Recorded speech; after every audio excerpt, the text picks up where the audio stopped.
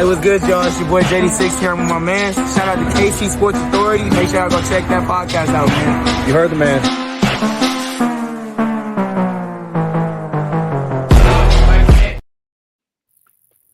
What is up, everyone? Welcome into another edition of the KC Sports Authority podcast. I am Keegan Russell. He is JB Merker, and we got Derek with us this morning because we got to talk some KU basketball, boys. There has been a ton of stuff that's happened in the last week. A lot to get into, from commits to transfer outs to question marks. A lot to get into, and we're going to try and cover as much of it as we can with all the recent updates. But how are you guys doing? Man, I'm just feeling good because we are seeing the dominoes fall exactly how we want. Like, this offseason is so different from last offseason because last offseason we, of course, lost all sorts of players. We haven't lost a single player to the transfer portal yet. Of course, we've had a decommit, but man, stark contrast from last year, and now the dominoes are falling every way we wanted them. Like I said, we're getting everybody that we're really talking about, that we really want. It just feels like a dream come true this offseason so far, at least. Yeah. And we're gonna get into all this, like I said. But first, two things we gotta do here. First, shout out to all of you guys checking us out. We have now surpassed 500 subscribers over here on our YouTube channel. We are super grateful for all of that and all of you that have been watching so far and subscribing. So thank you so much for that. If you've been checking us out over on Spotify and you're one of those that likes to listen to our voices but not see our faces, hey, we still love and appreciate you too. Just do us a favor, hit that subscribe button over here, because next up, 750 subscribers. And I think we're building some great momentum heading that way. So thank you guys so much for doing that. You can also check us out, Facebook, Twitter, Instagram, TikTok, at KCSA Pod.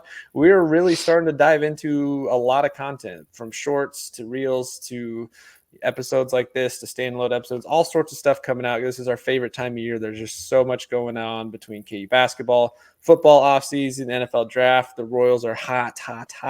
Heck, even KU baseball right now is hot. So there's so much to get into, and if you guys are subscribing, you'll never miss out on any of that content.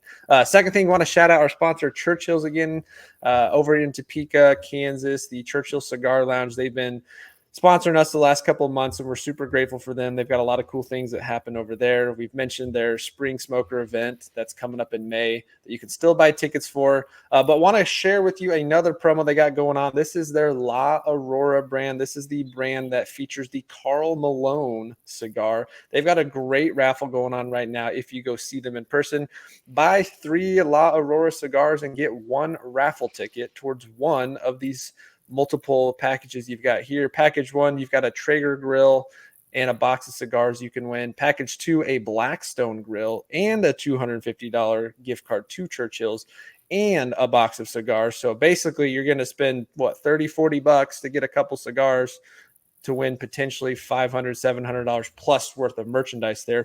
But then the really cool one down here is Karl Malone has a signed jersey that they will be giving away. So for all of you basketball fans out there, and those of you that are maybe a little more old school and grew up watching Karl Malone or just a big fan of his, you can win a Karl Malone signed jersey. That drawing, you have to buy one of the boxes of the La Aurora cigars that Karl Malone features to get you 1 ticket.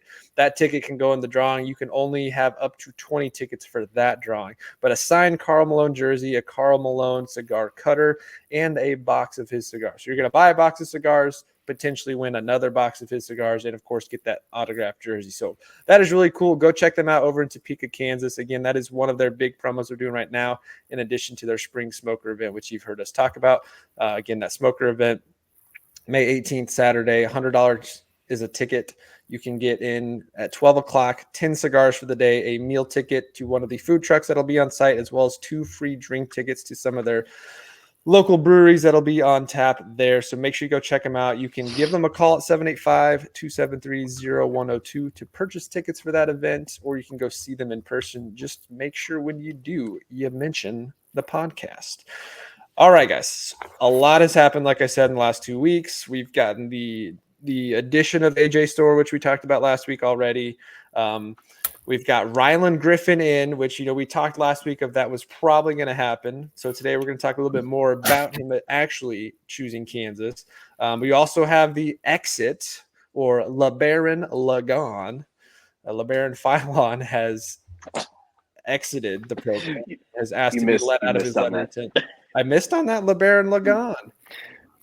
You missed on that. Okay, all right. Fine. We can't crack jokes. LaBaron is so he was going to be so cool. Well, again, we'll get into it. So he's gone.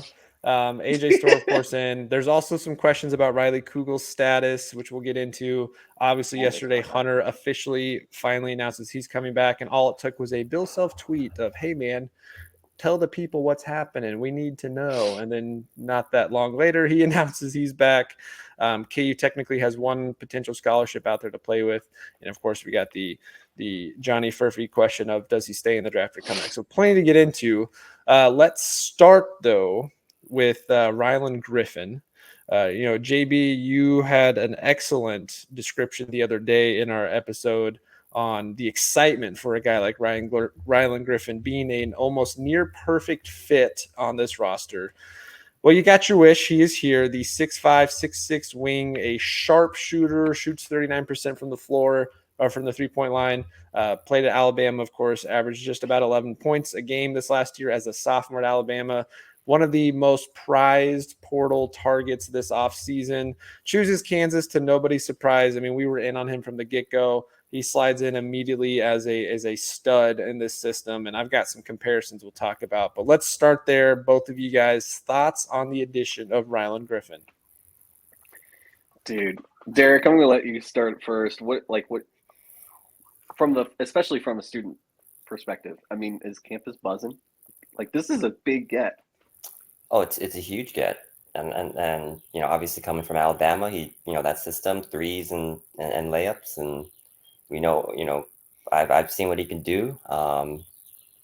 He's a perfect fit for what KU needed specifically last year. So, he was shooting almost 40% on 6 attempts per game last year. So yeah, that's the key there. Almost 6 attempts, 3-point attempts a game, that's a lot. That's a lot. Right. And, with his length, he should be able to switch, almost all 5, positions, defensively. He just provides a lot of versatility with lineups and whatnot. So I'm excited. Campus is excited, is thrilled. I'm sure everyone's ecstatic. And yeah, let's go. I can't wait till the season starts. I'm so excited because it's I knew we were going to talk about Rylan Griffen today, and I knew we would talk about player comparisons. And I'm struggling myself looking back and seeing who is a really, really good carbon copy of Rylan Griffen that we've had on the KU roster in the last 10, 12 years or whatever. And I'm I'm seeing some names, but it's just I've never seen such a reliable shooter that is also really good at cutting too. I mean, he can drive to the basket. He's like a mixture of Jalen Wilson's cutting and driving ability, plus he can shoot like Devontae Graham. I mean, he's got some accuracy, and I mean he probably favors the 3 more than anything, which I'm not going to complain about because we desperately need it. We desperately needed it. And man, I mean, 40% from 3 is instantly our best shooter.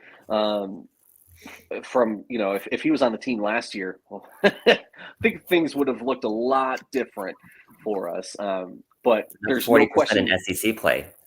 Yeah. I mean, it's insane. There's no question. That's insane there, because SEC's got a lot of good talent defensively, a lot of teams that play solid defense. And I mean, I went back and watched a lot of tape again this morning in addition to yesterday. He just finds a way to get open. And I think some of that scheme, Alabama runs a very quick pace, spread the ball out, spread the floor. So he gets a lot of open jumpers, but I also saw him take a lot of jumpers over his defender. He's got a very high release point. I think I don't really like his shooting mechanics looks perspective, but he gets in rhythm so quickly because he catches the ball high and he's immediately in shooting form. So he's got a quicker release, a higher release, and he can, even at 6'6", he can shoot up over guys. So I saw a lot of tape where he might not be open per se, but gets an open jumper because he's able to shoot over his defender, which leads me to somewhat suggest not a KU player comparison. And I'm not saying that he is this stud that we have had in the NBA, but I think he does have a lot of Klay Thompson look to him. I was thinking that too. Spot up shooter in rhythm, quick shot, can get his jumper up over most guys, runs the floor really well, finds spacing. Isn't going to be your dribble drive guy necessarily, but come off screens, cut backs. I think he's got a lot of Klay Thompson possibility. Klay's obviously a much better defender. I think Rylan Griffin's a better athlete. But I see some Klay Thompson in him for sure. The only thing is Klay Thompson doesn't dribble the ball. It's true. You ever see that? There was he had scored, there was a video online. It was that he had scored, I don't even know, what was it, 20, 30 points in one game without dribbling the ball more than I think times. total for the whole game it was something like the ball hit the floor 8 times over the course of the entire game, and he shot 40 shots or something ridiculous. It's just nuts. He doesn't. It was just a relocation, right? The guy closed out, he took a dribble and then sidestep. Basically. Catch and shoot, catch and shoot, catch and shoot, catch and shoot. And that's what Rylan Griffen is. Catch and shoot. He's a catch and shoot kind of guy. Pop-up shooter, catch and shoot, coming off the screen. I think KU was pretty solid in transition fast break last year. Oh my gosh, we're going to be so much better with AJ Storr and Rylan Griffen running the floor and Zeke and DeJuan facilitating. We're going to get so many open transition threes and looks there because we're just going to be so much more athletic. And I think that's the other thing Rylan Griffen brings is he can run the floor really well. There was a couple of games that I was watching this last year where in the fast break scenario, he's, maybe third or fourth guy back, outruns everybody, gets the lob dunk. So sign me up for that. Fast break threes, fast break dunks, run the floor with length and speed. I was trying to think of other comparisons. Again, I'm not saying he is this player exactly, but he's got a little bit of Christian Brown in him as far as the transition game and being able to hit knockdown shots. A little bit of Ochai in the corner 3-point shooting, but can also drive. I kind of think too from a player profile, he kind of looks similar to a Kelly Oubre. More what Kelly Oubre is now, not what he was at Kansas. Kelly Oubre, more of that spot up corner shooter. Top of the paint, 3-point shooter, but athletic enough to drive. So I think he's gonna be great, especially you put him alongside AJ Storr, who's a freaking bucket getter that we talked about last week. This is a very quick. I know last year we were super excited about the potential lineups, and for the most part, the scoring ability was there, but we all know how the season went. It got frustrated, but you start looking up and down this roster right now, and holy cow. Preseason number 1 for sure. The sky's the limit. We are all going to talk ourselves into national championship or bust so quickly because Bill Self is on one this spring. He said it a few weeks ago. He said it a month and a half ago that he's been looking to next season already. He said we're going to fix all of our shortcomings immediately. And boy, has he done that with the additions of Riley Griffen and AJ Storr in the last week. And, of course, Hunter coming back. So now we've got tremendous talent. I want to throw this graphic up here for those of you watching on YouTube. Here's where we're sitting scholarship-wise right now. 12 scholarships are accounted for, sort of, technically. You got your 2 grad students at Hunter and DeJuan, so your super seniors. You got KJ and Zeke as your seniors.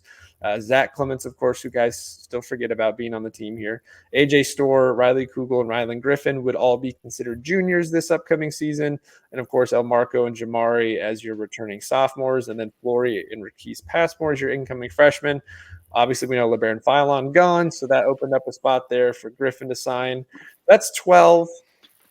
Technically, one more open. Could be for Johnny Furphy's return. Could be in case there's another guy that drops out of the draft. Could be Javon Small that KU's in on. Colby Bray. There's a lot of ways KU could go with that.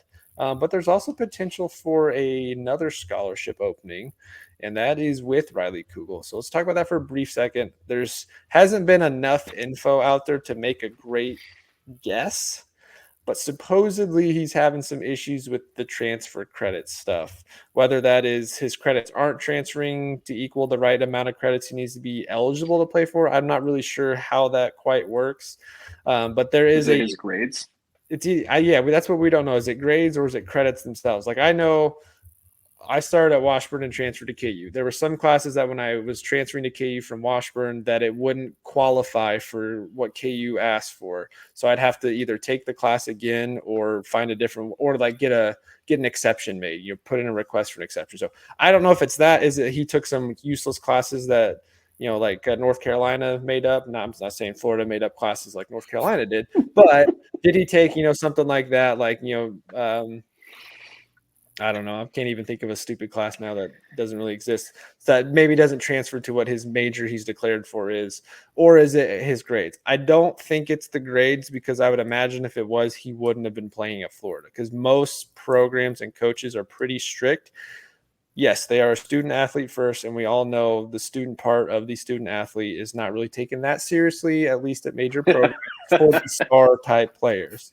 But most programs are still pretty strict with, hey, you got to meet academic standards in order to play. So I'm leaning towards it's got to be transfer credit issue as far as the classes not meeting KU's requirements or something like that. Now, I don't know what that means. That could mean, hey, he's got to take some summer classes to get back on pace. That means that he's got to have maybe a semester under his belt. So maybe we don't see him first semester, he plays second semester. Maybe it means he has to sit out the entire year, or maybe it means KU says, well, instead of trying to figure out if you're going to be able to play or not, let's just go find someone else who's eligible that we know for sure is eligible. So there's a possibility that Kugel could exit. That would, in the short term, I'm not really worried about that in the short term, because we're already stacked with the starting five. We're already at the point now where you have a lineup question of who gets most minutes. So even if Kugel's not here, I'm not too worried, but that is a possibility for him to not be on this roster. I think he still counts as that 12th scholarship for now. But under my understanding, until they step foot on campus and enroll in classes, I don't think KU's bound to anything with him. Just like with LaBaron Philon, he had his letter of intent. He signed whatever he signed, but then asked out of it. So that's where I think we stand with Kugel. Anything you guys want to add on with that? For me, I'm thinking all right, I'll just say this. I wasn't so excited about the signing or lack thereof, the commitment of Riley Kugel back when it happened, only because at the time I was really like, oh, I just want Zeke Mayo. I just want proven shooters. And of course, then we got Zeke Mayo very shortly after the Kugel news. Almost immediately after I uploaded that episode. Right. And so now we're sitting here. We've got Mayo. We've got Griffen. Oh man, and we're just we're looking at an offseason where we're gonna have the summer to develop El Marco more. We're going to, Jamari McDowell could develop even more. We've got some good freshmen coming in. We've got the depth now. So and it's at the point where, especially now that AJ Storr is here, you look at Mayo, Griffen, and Storr. Where does Kugel fit into this equation? At least in the short term, sure. In the short term, he's on the bench. Yeah. He's not starting. That sounds really mean. I'm sorry. But he's just not. He's probably not going to start, and he needs to be okay with that. And maybe he's not. I know that was an issue before with Florida. So, maybe all these things, the grades, the credits, whatever. Will he start, will he not start? Maybe that's holding up this whole signing process. We don't know. But at this point, if he leaves, if he opens up a scholarship for us officially by decommitting, it's probably better in the long run. I think he's great. I think he's got potential. I think he's not going to be starting next season, but he could the following season. Maybe he comes on and he redshirts. That's what I was thinking. Maybe with his academic issues, KU keeps him but has him redshirt, so he's not part of this year's plans, but they get him ready for next year. Kind of like Malik Newman. I think Newman had the same issue when he transferred in. He couldn't play right away because of a a class credit transfer issue because if I'm not mistaken, I think his freshman season at Mississippi State, he was like one of those cases where he played a little bit, but then was declared like partially ineligible at something like that. So when he transferred to KU, I think that carried over. And again, I could be wrong on that, Wow. but I think it's Yeah. something similar to that, to where, well, maybe they just redshirt him and now he's part of the next year's team, which is going to have a lot of space open on it because again, you're going to lose 5 of these guys. We're going to lose so many pieces for that year after. I mean, we're in win now mode. So if he wants to leave, I'm like, okay, fine. Let's use as many scholarships as we can. I think if he leaves, like I said, it really doesn't bother me too much. And I'm trying not to sound mean, and I'm trying not to say like this is a knock on him because but it's just the reality of we've got a lot of pieces now. And every offseason we talk about how A, we want depth, but B, we know that come conference play, we're going to have a 7-man, 8-man rotation at best. And there are people that will not play. He is one of those guys that probably will not play if we're looking at a 7-man rotation. Yeah. I mean, that's just how the cookie is crumbling. And I love the guy. I like that he's a KU fan. You know, I've definitely warmed up to him, but it's like, man, if there could be a better situation for him elsewhere, I can't blame him if he goes elsewhere. And it helps us because we can then use that scholarship space to sign someone that can be a bench piece, but developmental piece that can be a solid starter come the following year when we lose all these pieces. Yeah. Derek, you got anything on Kugel you want to add? Yeah, I mean, yeah, like JB said, if he's okay coming off the bench, I think he'd be a really, really good depth piece. And he's what, 6'4", 6'5", yeah. Yeah, 6'4", good 6'5", size for a guard. Right. And so I think he'd be a great, backup, combo guard. Can get his own shot. He didn't shoot it very well, overall, but I mean, I think he'd be a good piece. But again, if he's okay with that, because again, I don't think there's a spot for him in the starting lineup. So yeah, I agree. But if he wants to be like that, that backup guard, or the and just kind of fill in if there's foul trouble, then that's great. If not, like, again, if he wants to go on to greener pastures or a starting spot, then it might not be the best, situation. So we'll see either way. Obviously, Coach Self has been on a mission to right every wrong. And he's done a pretty good job of that. So whether Kugel stays or not, I'm pretty impartial. I mean, I don't think in the short term it really. Right. I'd love for him to stay. But if he doesn't want to, if I play devil's advocate for a second, I mean, now I'm thinking about it even more. I mean, he probably would be the first guard off the bench if we don't start KJ. If we started Dewan, Mayo, Griffen, Storr, and Hunter, and KJ was coming off the bench, Kugel could very well be the first. Yeah, guard he'd be competing with El Marco at that point for the backup minutes. There is, and I like our buddy Derek Johnson, Locked On Jayhawks. He kind of likes to point out the downside or possible downside of things, and he's so right. There's a world where maybe El Marco is the same guy he was freshman year. There's a world where guys like Jamari McDowell don't have a chance to develop and are the same guy he was as a freshman. We can, there is a world. I don't think it's the case, but I'm going to fingers crossed this doesn't happen. Zeke Mayo could come in and, coming from a smaller program into a large program like KU, Zeke Mayo can come in and pull a Nick Timberlake and not be the stud shooter that we thought he would be. Man, that'd be I'm not saying that. Yeah, so it's definitely not going to happen. But I believe in Zeke Mayo. I believe in Zeke Mayo. I know I believe in Rylan Griffen. I mean, he's starting guard for a Final Four team. He's a stud. But it's like there are those question marks. Riley Kugel could have been the answer or the good insurance policy. So when we look at it that way, it's scary to know that he's decommitting, but again, it opens up that space to be able to pick someone else up. We are in win now mode. We have all these people that are going to be losing, that we're going to be losing after this year. So let's go get a natty in 2025. Yeah, and before we get into the lineups and projections, just again, quick, don't need to spend long on it because, again, I don't think it affects us that much in the short term, but more long term. Either one of you guys care that Philon has left the program? Obviously, it leaves we don't have, it's the same position we were this last year where you don't have that third point guard on the team. But we know next year he was also going to have trouble competing for minutes. You'd probably give El Marco the edge to start the year at the backup point guard spot. Yeah.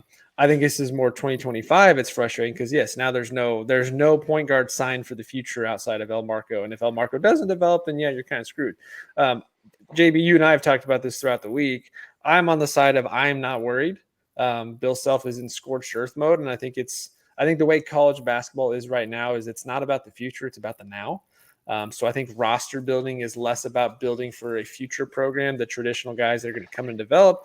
And as much as, we don't like the downside of the transfer portal and NIL, the upside is you can get guys that are really good that played somewhere else that now want a chance to come play for you. So I'm not worried that Philon exited, other than the fact that it doesn't give you your future outlook as far as point guard. But I think the way college basketball is right now, I would rather jump to the end of next season, go into the offseason going, all right, we could go get a freshman guy that might be decent.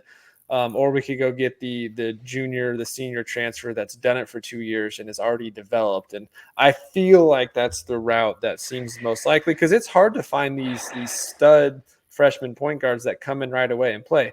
I mean, even at Kansas, it hasn't been that much successful lately. I mean, Devon Dotson was good as a freshman, and even when he came in, he wasn't expected right away to be the starting point guard. And it's funny, it's laughable saying this because he was going to compete with Charlie Moore at that time, and I know in Marcus Garrett as well. Charlie but Moore. Devon Dotson obviously then took over the point guard role, had a really good freshman year. Comes back and has an even better sophomore season.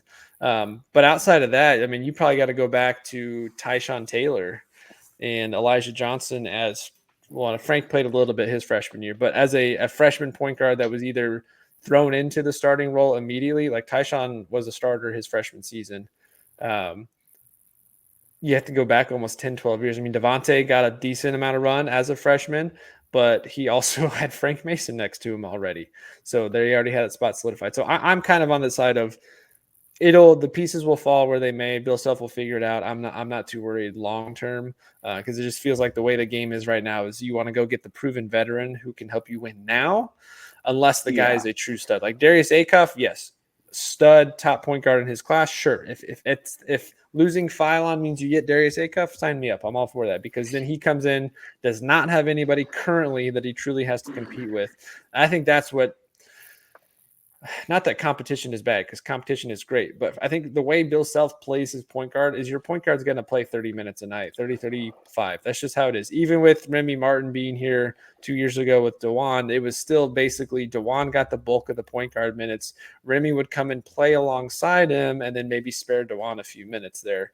So I think that's where I'm with. Give me the proven veteran or the stud freshman. That's a can't miss prospect.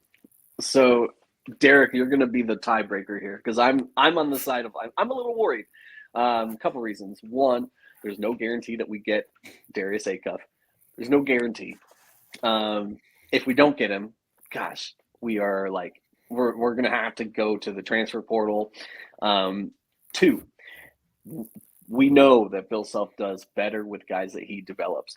I wanted LaBaron to come in and learn the system for a year. Yeah, he'll get some spotty minutes, but especially with how the roster was looking I mean, we look like a national title or bust type of team. I was like, there's probably going to be games where we are blowing people out and he gets to play the final 3-4 minutes and get some really good run time at the end of the game so we can just rest our starters. I was thinking he's going to get some minutes and he's going to learn our system. I mean, so for those reasons, I'm kind of worried because we like when Bill can develop his players. We don't have a guarantee on Darius Aikoff. We know that freshmen are very hit and miss by definition. I feel like they're hit and miss, especially at Kansas. Derek, I'm going to put you in the awkward position of being the tiebreaker. What should we be worried or should we not? I think short term, we don't need to be worried. Obviously, because it's very, very obvious that Bill wants to win right now. Yeah. With the moves that he's made.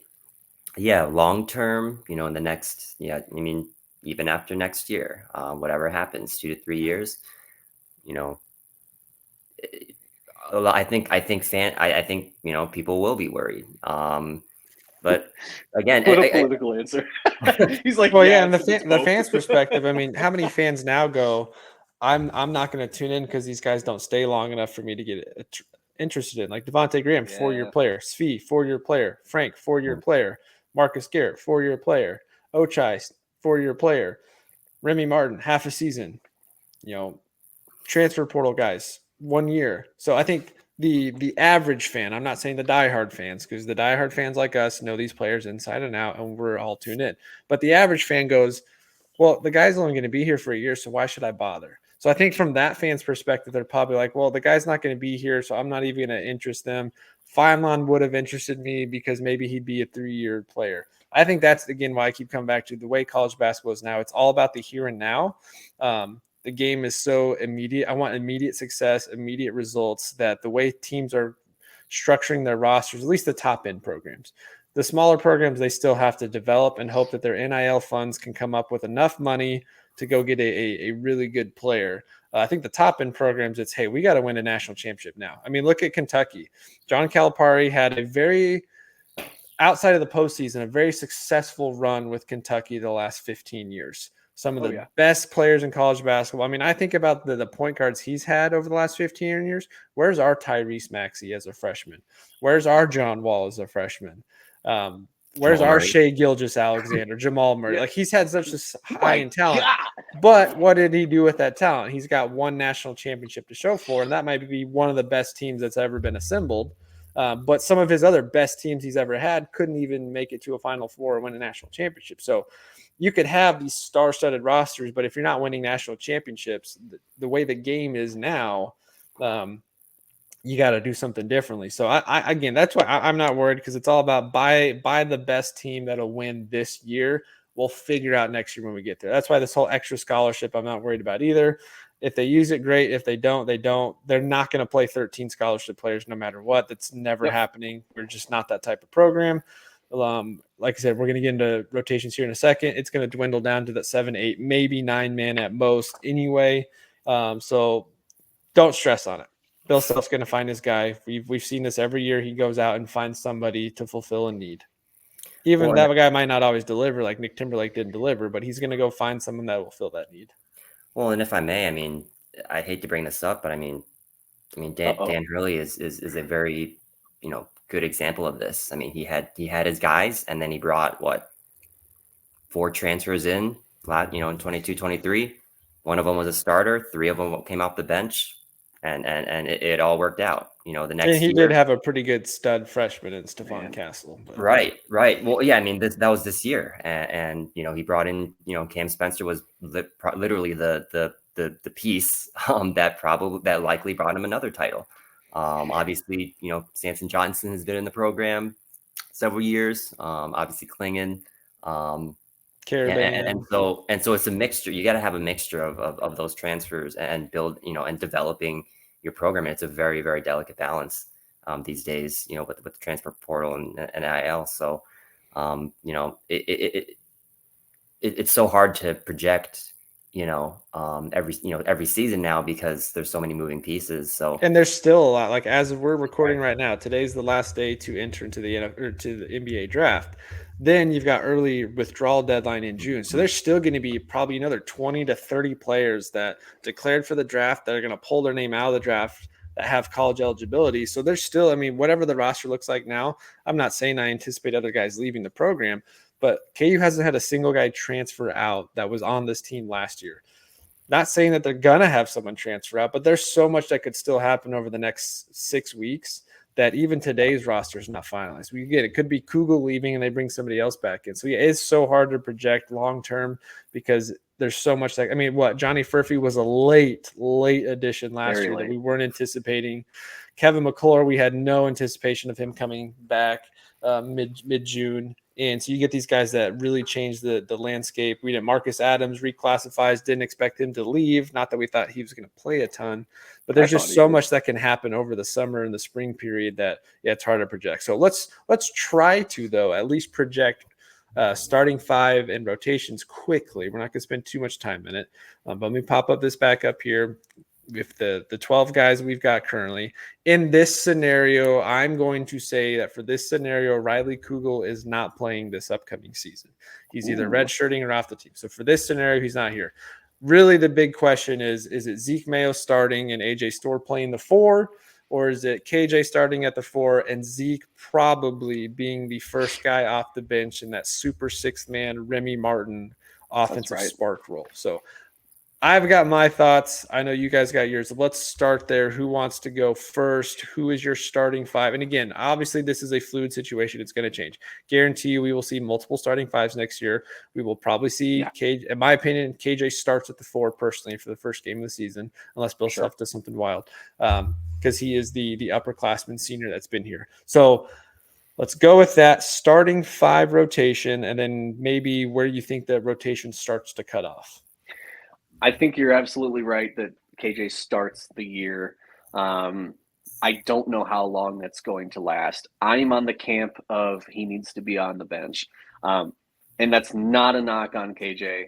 I feel like I'm defending myself. Yeah, and we've been over this for weeks and weeks. But it's just KJ and Hunter just don't mesh well for that many minutes together. But you also don't want to sit your 20-10 All-American guy in Hunter Dickinson, but you also don't want to sit your heart and energy and athleticism that KJ brings. But the two of them just cannot overlap for as much as they did this last year. It's going to look a lot different. I think his minutes go down. I think a lot of people's minutes go down, but that's because we have so many pieces. So I'm definitely on that camp that by the end of the year or by conference play, one of the two, we're going to be looking at a lot more of the 4-round-1 type of setup with Dewan and Mayo and Griffen and Storr and Hunter. But it's just tough because I know it doesn't fit the mold, and everyone's like, do you guys even know Bill Self? Yes, I know Bill Self. Yes, I know Bill Self. I know that he starts his guys. I know that he starts his seniors. I know that he doesn't pull someone who's been starting for the last 2 years straight to the bench. There are exceptions to the rule when it's a fit issue or when it's like there was just no one behind KJ last year. I mean, his KJ's sophomore year, he had to play the 5, and it was just such an awkward year because of what we had or what we didn't have. Yeah, nobody really put their foot forward. It's just he's better coming off the bench, and maybe he can be that energy and that heart that we need off the bench to keep us going all game long.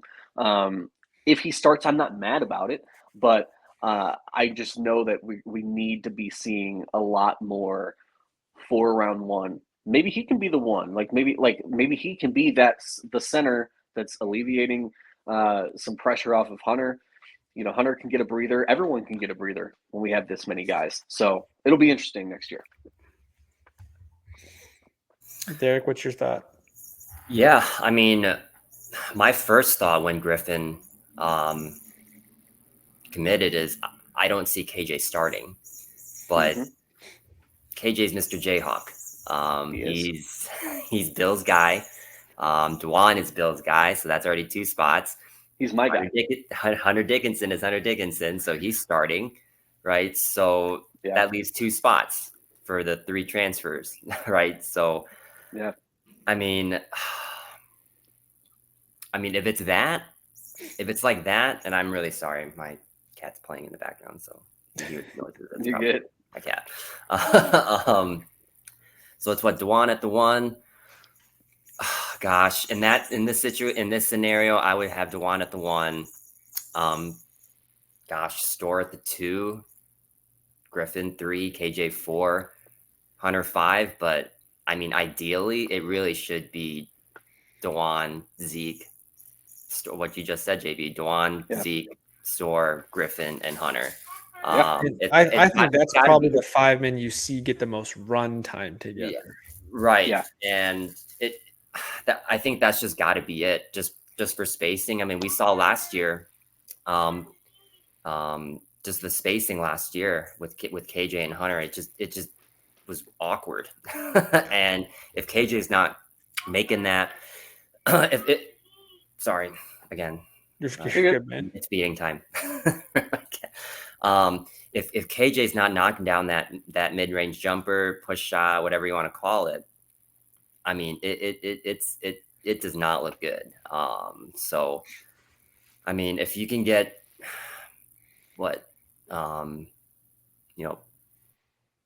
KJ off the bench as your kind of backup forward, and obviously with Badunga and Zach Clemens, where does Zach Clemens fit in this? Because Bill said he was the most improved player. So, there's so much that goes into this, and we know someone's going to get the short end of the stick.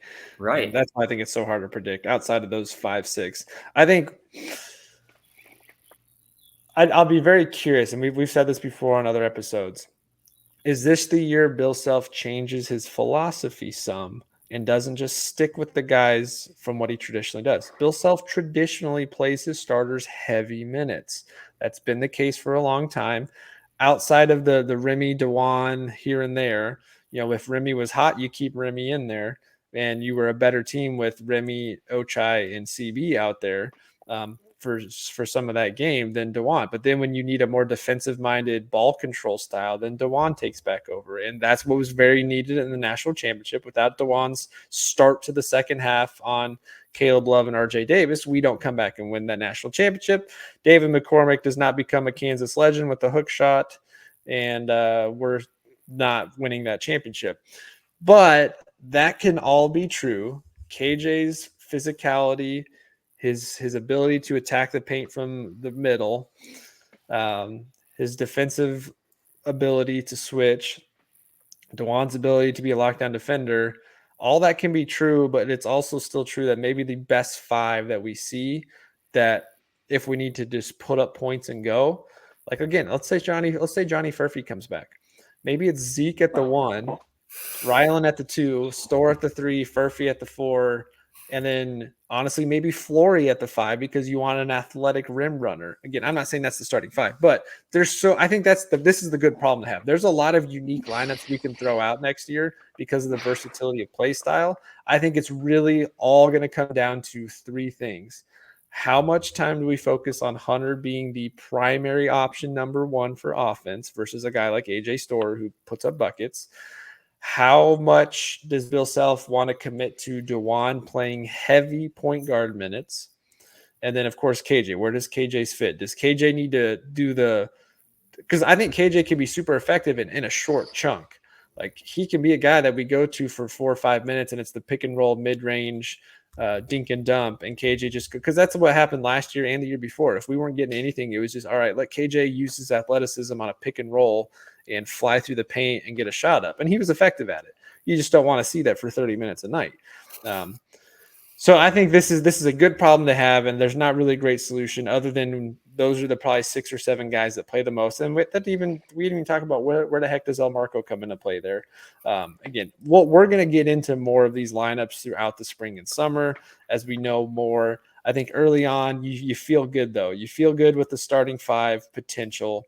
I think Zeke could be really good in that off the bench 6-man role. I think he could be a spark plug of offense. Heck, maybe Zeke and KJ come in and replace Hunter and Dewan, and they just go heavy athleticism. Thank you. Maybe KJ starts at the 4 for the first 4 minutes, get to the under 16 timeout. Zeke checks in, KJ checks out, AJ slides down to the 4. They run a guard heavy 5-man group of 4 out, 1 in, and then Hunter gets spelled at the 13-minute mark from KJ. KJ comes back in for a few minutes. 8 to 10 minute mark, maybe Flory gets a few minutes at the 5 or Clemens, whatever the case may be. There's going to be so many different unique lineups we can throw out there. I think the thing I feel the most confident about is DeJuan plays 30 plus minutes for sure. That's just not going to happen. And I think AJ Storr is the next most guarantee just because of I think he's going to have a Jalen Wilson, Kevin McCullough type season of give me the ball, let me go get buckets. Outside of that, I'm not saying Rylan Griffen's not going to play a ton, but I also could see scenarios where he's not a heavy focus. He's just part of the rotation to where maybe he gets the starter spot, but then comes out because we want, I don't know. There's so much to factor into this. And I think it's a frustrating problem because yes, we haven't even talked about the guys towards the end of the bench there. Haven't talked about the guys like Rakeem Passmore, who's a freak athlete that could spell some minutes there. What do you do with the guys like Jamari McDowell and El Marco? So there's a lot to get into, but let's wrap up there because we've already gone quite a while. And so we'll get into more of these lineups over the next couple of weeks as we find out more. Because I definitely think we got to have a conversation about what happens with Flory. How much runtime should he get as a freshman? I mean, he had a tremendous senior year here in high school. He's been winning every sort of award out there. I think a lot of people are sleeping on Rakeem Passmore's ability. We got to talk about El Marco. What is his ceiling? So there's a ton to get into, and we will get into all of it over the oncoming weeks. So again, make sure you're liking and subscribing to the podcast right here on YouTube. You can hit that like and subscribe button right now below. That'll keep you up to date on all the future episodes. Again, you can follow us Twitter, TikTok, Facebook, and Instagram at KCSA Pod.